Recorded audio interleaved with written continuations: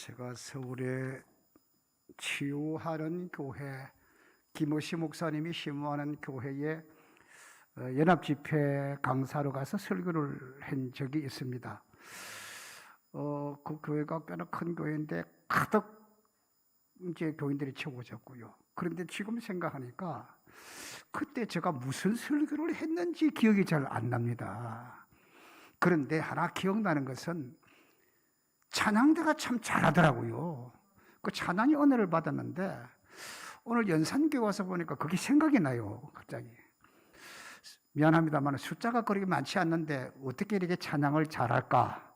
지우개하고 바꾸고 나서만 난리가 날 거다 생각이 들기도 하고요. 그래서 참 좋은 찬양이 은혜를 받았고요.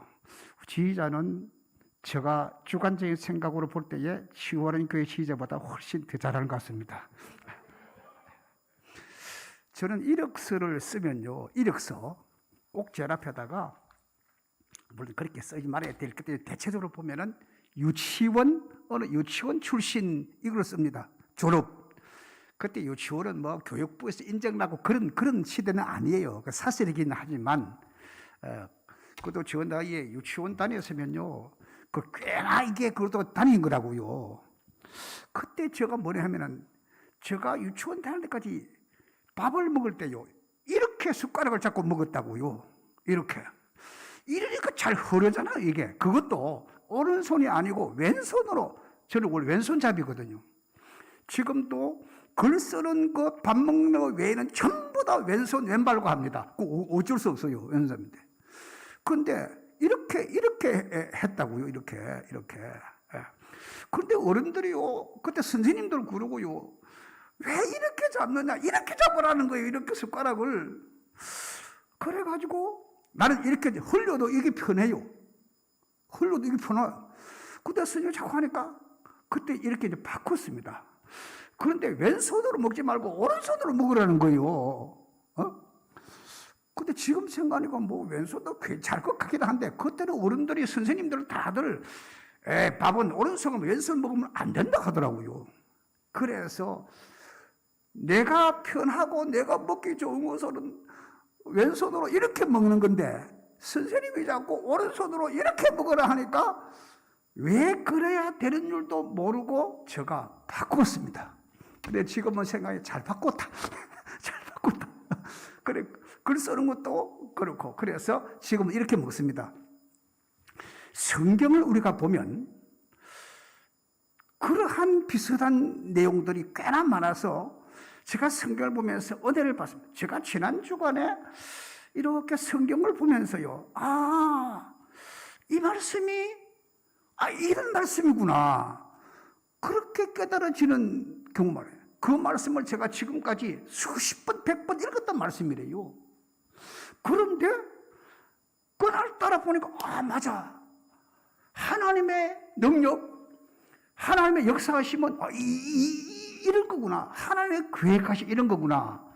그때서 이제서 깨달아야 돼서, 하나님 감사합니다.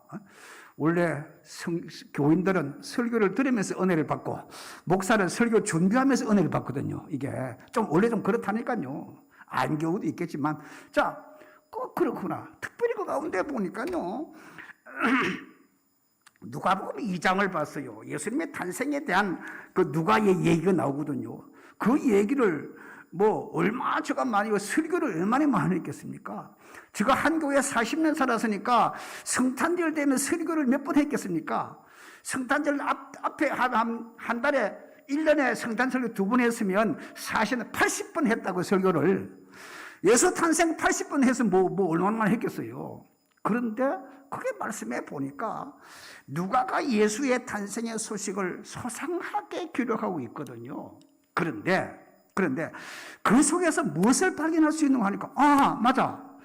예수님은 구약의 미가서에 보니까, 미가서 5장 2절에 보니까 예수님은 베들레헴에서 태어난다고 기록이 있거든. 메시아는 베들레헴에서.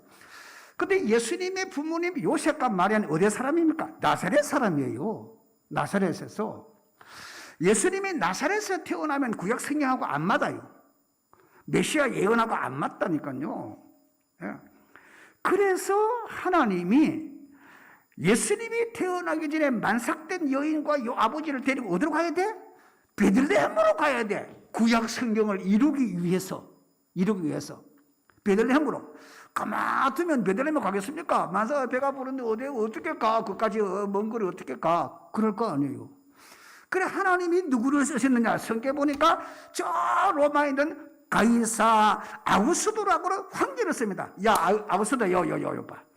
내가 지금 저 구레노한테 얘기를 해라. 그래서 이게 이제 스리아 총독이었던 구레노에게 명을 내려가지고 전국에 호적 조사를 하게 해라. 목적이 뭐냐? 세금 거둘라고. 이 아우구스도의 그리고 이 구레노 총독의 목적은 사람 인구 조사를 해가지고 세금도 거둘라고 하는 목적입니다. 그거는 자기들의 생각입니다. 하나님의 생각은 따로 있습니다. 하나님의 생각이 뭐예요? 빨리 요셉과 마리아를 어디로 보내야 돼? 애 낳기 전에, 예수님을 낳기 전에 베들레헴으로 빨리 보내야 된다니까, 이거 지금. 이미 하나님이 약속을 하시고 구약에서 수백 번 메시아에 대한 예언을 하고 있고, 이미 창세기 3장에 가서 보니까 메시아에 대한 예언을 하고 있거든요. 창세기 3장에. 그래서 구레노를 통해서, 아우구스를 통해서 칙령을 내리게 만들어가지고 요셉과 마리아를 베들레헴으로 보냅니다. 자, 베들레헴은 뭐냐? 요셉의 고향이 베들레헴이에요. 요셉의 고향이. 그래, 고향에 가서 호적을 하게 만든단 말이에요. 그럼 마리아는 왜 따라왔으니까? 따라왔어. 하나님이 가라 해서 따라왔어. 하나님이 가라 했어. 그래서 예루살렘에 와서, 자, 우리가 아는 대로 메시아의 탄생, 동방 박사들이 이렇게 베들레헴으로 오고, 그때의 헤롯 왕이 박사들의 얘기를 듣고 뭡니까? 어디서 왕이 태어난 야, 구약 성경 미가서 보자 보니까 베들레헴입니다. 그러면 인사하고 나한테 오너라. 결국 속에는 죽여야 되겠다 생각한 사건이 누가복음의 서상이 기록되어 있거든요. 자, 그러면 내 생각과 내 계획은 이렇게 하지만은 하나님의 생각은, 하나님의 계획은 우리 생각과 계획하고 전혀 다를 수가 있습니다. 그래서 내 생각은 너 생각과 다르고 하늘이 땅보다 높음 같이 내 생각은 너 생각보다 높다고 성경은 말하고 있거든요. 그래서 하나님은 성경의 구약을 다 이루어가면서 그렇게 베들레헴에서 예수 그리스도를 탄생하게 만들었던 이 큰 역사를 누가 알았겠습니까? 그 사실을 그 당시에 누가 알았겠느냐고? 요셉이 알았겠어요? 심지어 마리아가 알았겠어요? 시골에, 나사렛은 시골이거든요. 어떤 기록에 보니까 나사렛에도 회당이 있었다면 조그마한 시골인데, 시골 사람이 이 황제의 칙령에 의해서 어쩔 수 없이 베들레헴으로 가서 호적하러 간 것밖에 없어요. 그러나 그 속에는 하나님이 위대하고 대단한 하나님의 계획이 그 속에 있었습니다. 우리도 우리의 삶 속에서 때로는 우리는 잘 알 수 없는 일을 하나님은 엄청난 계획과 섭리, 하나님의 뜻 가운데서 이루어가는 그런 경우들이 얼마든지 있거든요. 그래서 우리가 하나님을 믿는다는 믿음이라는 것은, 아이고 하나님 믿으면 돈 좀 주고 하나님 믿으면 건강해주고, 좋아요 다 좋아요. 그런데 넓은 의미에서 하나님의 섭리, 하나님의 계획을 보면 그렇구나. 그런데 중요한 것은 그때는 잘 못 느껴요. 그때는 잘 못 느낀다고요. 저도 인생 살아오면서 여러 번의 순간에 하나님이 왜 이러는데요? 내가 하나님 뭐 잘못했는데요 도대체? 그런데 왜 다른 사람은 저렇게 하냐? 나는 왜 자꾸 이렇게 잘 안 되는데요? 왜 이래? 그렇게 생각이 될 때가 한두 번이 아니었다고요. 나는 어렸을 때부터 부모님 예수 믿고 나는 모태에서부터 예수 믿었어요. 지금까지 내가 큰 틀에서 하나님을 빗나가 본 적이 없어요. 그럼에도 불구하고 하나님 나는 왜 잘 안 되는데요? 저도 예수도 잘 안 믿고 이상한 짓 잘하는 저는 잘 되는데 나는 왜 잘 안 되는데요? 그렇게 생각이 들 때도 들어는 있습니다. 그런데 시간이 지내놓고 세월이 흘러간 후에 맞아. 하나님이 그때 나를 왜 그렇게 만드는지, 왜 그 길로 가게 했는지, 왜 그 일을 당합했는지, 그렇구나. 그때서야 콧물 눈물 흘리고 우리 좋으신 하나님, 하나님은 어때요? 내가 좋으신 하나님이 계속 좋아집니까? 내가 나쁜 하나님 나빠집니까? 내가 어떻게 하든지 간에 아무런 관계에 상관없이 우리 하나님은 우리를 사랑하시는 좋으신 하나님인 줄로 믿으시기를 축원합니다. 하나님은 내가 어떻게 하느냐에 관계였어요. 하나님은 믿음의 조상 아브라함에게 약속했습니다. 약속했습니다. 창세기 15장 12절부터 15절까지 보니까 너의 후손이 이방인 애굽입니다. 가서 종살이 할 것이다. 400년, 정확하게 말하면 430년 종살이 할 것이다. 그리고 내가 그들을 인도해내서 뒤에 종합해서 말하면 젖과 꿀을 가나안 땅으로 너희 후손들을 인도해서 거기서 나를 섬기고 살아가게 만들어 줄 것이다. 하나님이 이미 오래 아브라함에게 약속을 했어요. 아브라함은 약속을 믿었지만 그 후손들이 약속이 너무 더디게 가지니까 잘 이해하지 못한 것도 있었는지 모릅니다. 다시 말씀드리면 사람이 이해를 하든지 못하든지 하나님은 시건치 아니하시고 하나님은 한번 약속하시면 반드시 약속을 지키시는 하나님. 하나님은 국가와 민족을 상대로 할 뿐만 아니라 교회를 상대로 해서 나 개인 한 사람을 상대로 해서 하나님은 한 번도 약속을 어기거나 약속을 지키지 않는 분은 아닙니다. 반드시 말씀하신 것은 그대로 이루어지고 하나님 반드시 그 약속을 지키시는 분이십니다. 그래서 하나님은 아브라함과 약속을 지키기 위해서 물론 그 이상의 것이기는 합니다만 요셉을 보내가지고 요셉이 했던 그 모든 거 알잖아요. 형들이 죽기로 했다가 또 종으로 팔려갔다가 보디발의 집에 가서 또 종으로 살았다가 그 이상한 여인 때문에 또 이게 뛰쳐나왔다가 또 감옥에 갇혔다가 왜 그러는데 하나님 요셉이 뭐가 잘못했길래 그래 모든 사람들이 겪지 아니한 그런 꼬불꼬불한 길을 왜 걷게 만들었는데 응? 그런데요 우리가 지금 생각하니까 그 길이 가장 빠르고 가장 정확하고 가장 완벽한 길입니다. 할렐루야. 그 길이 가장 빠른 길입니다. 그 길이 가장 정확한 길입니다. 그 길이 가장 완전한 길입니다. 몰랐습니다. 요셉도 몰랐습니다. 아무도 몰랐습니다. 그런데 요셉의 마음속에 믿음이 있었습니다. 무슨 믿음? 우리 하나님은 좋으신 하나님. 우리 하나님은 언제나 나와 함께 하신 하나님, 나를 도우신 하나님, 나에게 복을 주신 하나님, 그 하나님 믿었습니다. 사망의 엄청난 골짜기에 빠져서라도 우리 하나님은 좋으신 하나님. 그런 노예로 팔려가고 종살이에도 우리 하나님은 좋으신 하나님. 그런 유혹에 의해서 아주 억울한 누명을 써도 감옥에 갇혀도 우리 하나님은 좋으신 하나님. 한 번도 불평하거나 원망한 적이 없는 요셉을 우리는 기억하게 됩니다. 하나님은 가장 정확하고 가장 빠른 길, 총리를 시켜서 온 가족을 다 애굽으로 인도하기 위해서는 그 길밖에 없어요. 가장 빠른 길이에요. 그래서 출애굽을 하게 하고 그래서 젖과 꿀은 가나안 땅. 이 하나님의 원대한 계획을 누가 알았겠습니까? 어떻게 알 수나 있었겠습니까? 뒤늦게지만 요셉은 알았거든요. 그게 뭐냐? 오늘 본문의 말씀입니다. 형제는 다 데려왔는데 아버지가 돌아갔었어. 형들이 벌벌 떨어. 아이고야, 저그들이 잘못한 깐이잖아요. 동생 죽이려 했잖아요. 죽인 건 마찬가지 아니겠습니까? 아버지한테 죽었다고 거짓말 했잖아요. 그래가지고 총리가 돼가지고 있는데 지금까지는 아버지 때문에 우리 좀 봐줬는데 형님들 생각에 아버지가 돌아가셨어. 아이고야, 이제는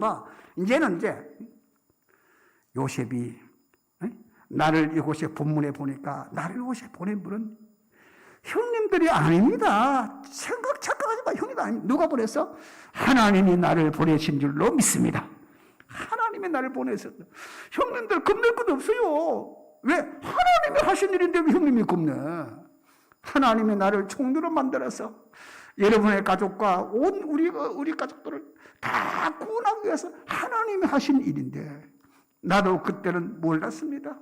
형님들은 지금까지 모르고 있지요. 그런데 지금 내가 다시 한번 깨달아 보니까 하나님이 이렇게 우리 하나님은 좋으신 하나님. 하나님 하셨으니까 절대로 염려하거나 두려워할 것 하나도 없습니다. 늦었지만 요셉은 이 놀라운 사실을 깨달은 것을 보면 우리의 삶 속에도 우리가 알 듯한 싶은 것도 있고 어떤 경우는 전혀 이해가 안 되는 듯한 일들도 있습니다. 중요한 것은 하나님의 뜻을 믿으시기를 바랍니다.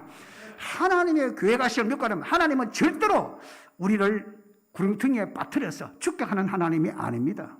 하나님은 반드시 어떤 일을 통해서 하나님의 계획과 하나님의 섭리와 하나님의 역사는 있다라고 하는 것입니다. 그래서 우리는 믿음이 뭐냐? 온전한 하나님을 어떤 경우라도 아멘 믿습니다.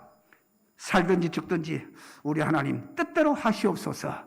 하나님 우리를 살리시는 하나님, 좋으신 하나님, 축복의 하나님인 줄로 믿으시기를 축원합니다. 두 번째로 하나님의 뜻을 따라가려고 하면 우리의 패러다임, 생각의 어떤 인식의 바뀜이 필요합니다. 하나님을 바라보는 눈을 정확하게 바라봐야 됩니다. 그리고 전체를 바라봐야 됩니다. 그리고 멀리서 바라볼 수 있는 그런 우리의 믿음의 생각이 되어야 되고 이런 생각으로 바꾸어야 된다는 겁니다. 하나님을 자꾸 내처럼 조그마한 요 생각의 두뇌를 가진 사람으로 생각하면 안 됩니다. 그래서 우리 하나님을 어떤 하나님으로 바라보느냐 이런 생각의 인식이 참 중요한 것이거든요. 자, 사도행전 20장에 보니까 받는 것보다 주는 것이, 다시 다른 말로 하면 받는 자보다 주는 자가 더 복이 있다고 그랬습니다. 하나님의 말씀이에요. 그래서 우리는 우리의 삶 속에서 내가 많아서 주고 적어서 주고 이게 아니라 내 마음속의 인식이 뭐냐면은 나는 남에게 주면서 살자. 우리 교회는 여러 교회에 주면서 살자. 우리는 많은 사람에게 주면서 살자. 얼마 전에 신문에 보니까 지금 유대인들에 대한 얘기 보니까 나오더라고요. 뭐 페이스북이라든가 구글이라든가 이거 창조자가 아닌 유대인들만 보니까요.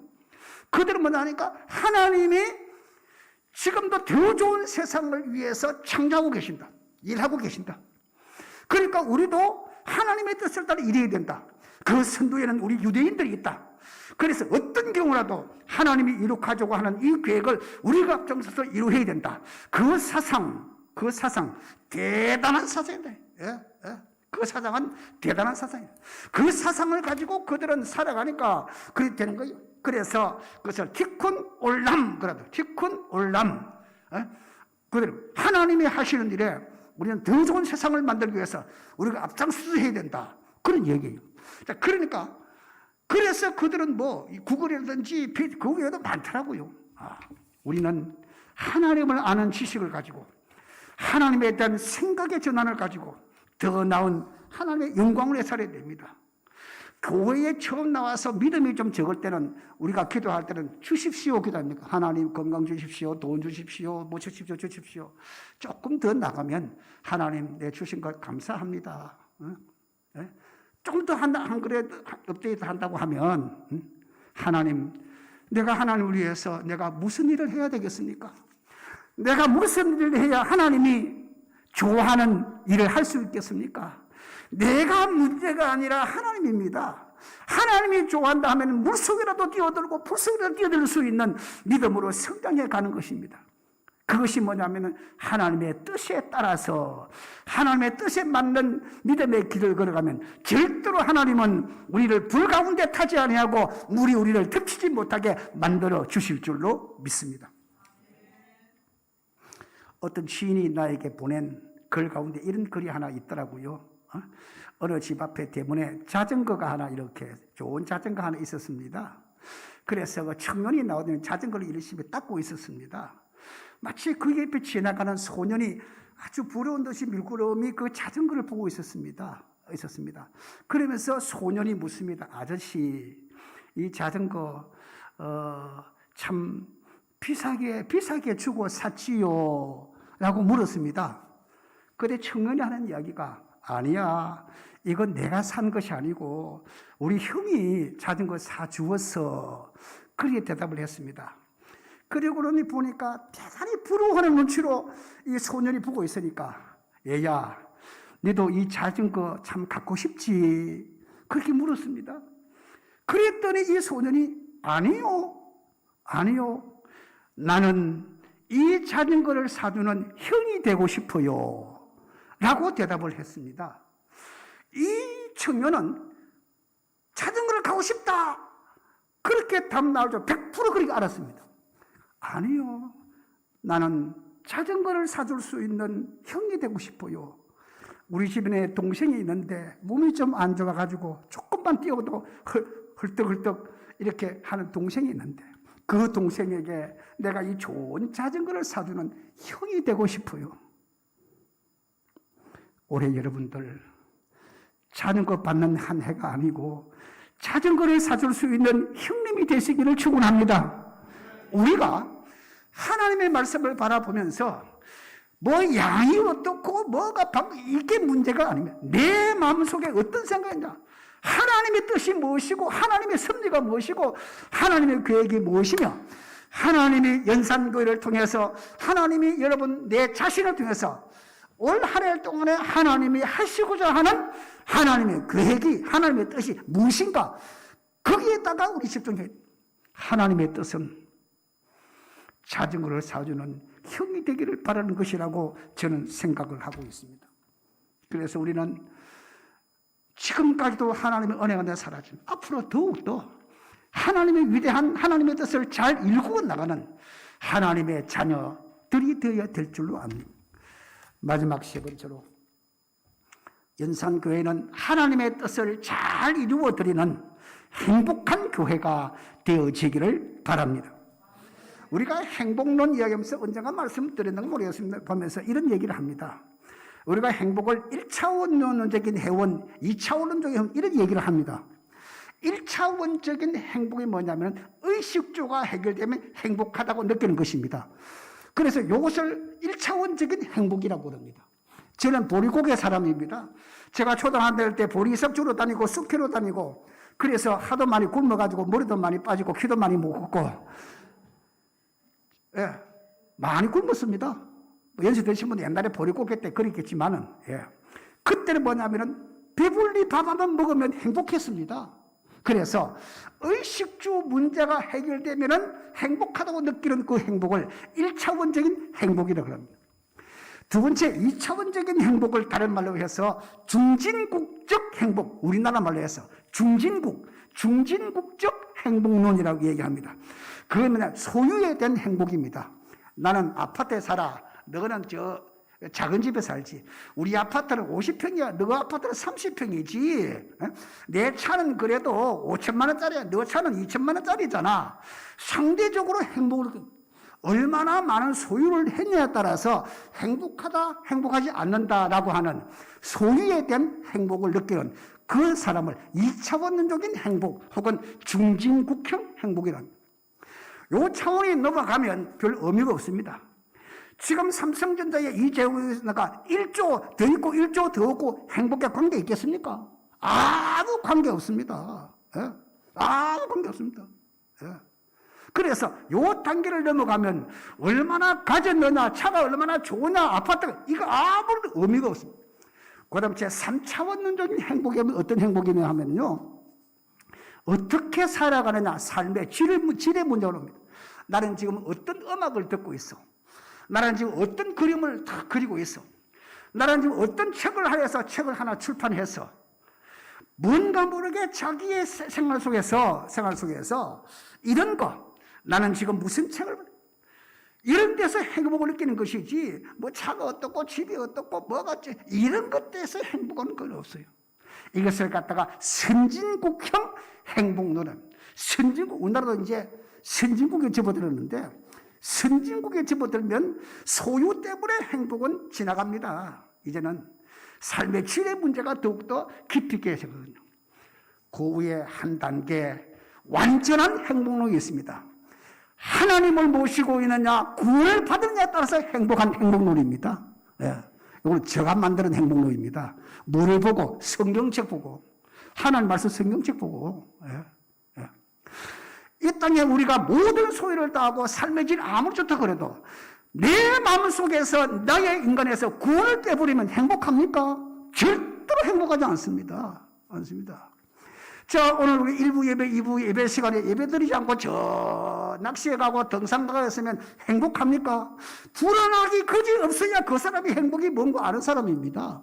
아이고, 이 시간에 목사님 설교하는 시간인데 내 마음속에 하나님이 계시고 나를 위해서 십자가 돌아가신 예수 그리스도의 부활의 피가 내 혈관을 통해서 흐르고 있고 구원받은 백성으로서 하나님의 인치심을 받고 하나님의 도우심과 인도하심으로 하나님의 뜻을 이룩하면서 살아가려고 노력하는 이 행복은 그래서 우리의 조상들 선조들 보면 감옥에 갇혀서라도 찬송하고 죽으면 죽으리라 그랬었던 안희숙 여사, 제가 전에 만나서 한잔하면서 오래전 이야기입니다. 얘기했습니다. 그런 감옥 속에서 있으면서도 그런 행복했다는 것이죠. 그래서 그 얘기입니다. 나는 순교 반열에서 탈락된 사람이다. 죽어야 되는 살아났다는 것이죠. 그 마지막 죽음 감옥 속에 있어서라도 하나님을 생각하니까 내 마음속에 행복했다는 것입니다. 우리 그리스도인들의 진정한 행복은 하나님의 모시고 주님의 뜻 안에서 구원의 기쁨과 감사를 느끼며 살아가는 이것이 진정한 행복인 줄로 믿으시길 바랍니다. 저는 연산교회에 3번이나 당회 장로로 온 기억이 있습니다. 예, 그러면서 제가 보니까 그 전에도 참 좋은 교회였고 좋은 당회였지만 제가 마지막 3번째로 왔을 때 연산교회 당회가 제일 아름답고 참 좋다. 그래서 저는 좀 떠벌리기 좀 좋아하거든요. 그래서 온 동네 사람한테 연산교회 참 좋더라. 내가 가보니까 연산교회, 이야, 참 좋더라. 전에도 좋았지만 더 참 좋더라. 예. 여러분들, 우리는 하나님의 뜻을 좀 고차원적으로, 좀 넓게, 좀 전체를 바라보는 시각 가운데서 믿음의 길로 걸어가서 우리 김지원 목사님을 중심으로 해서 하나님의 큰 뜻을 이루어드리는 복된 귀한 교회가 되어지기를 주님의 이름으로 축원합니다. 기도하겠습니다. 좋으신 하나님 너무 감사합니다. 아무리 생각해도 우리는 부족한 것밖에 없는데 우리 하나님이 우리를 귀하게 여기시고 사랑하셔서 이 자리에 나오게 해주신 것 너무 감사합니다. 하나님이여, 우리가 마지막 순간 하나님 앞에 설 때까지 하나님의 뜻을 따라 믿음의 길을 잘 걸어가고 하나님의 뜻이 무엇인지 날마다 세우면서 감사하면서 믿음으로 잘 따라가서 우리 하나님 앞에 섰을 때 잘했다, 착하고忠誠된 나의 종아 칭찬받는 우리 모두가 되도록 하나님 복을 더하여 주옵소서. 예수님의 이름으로 기도하옵나이다.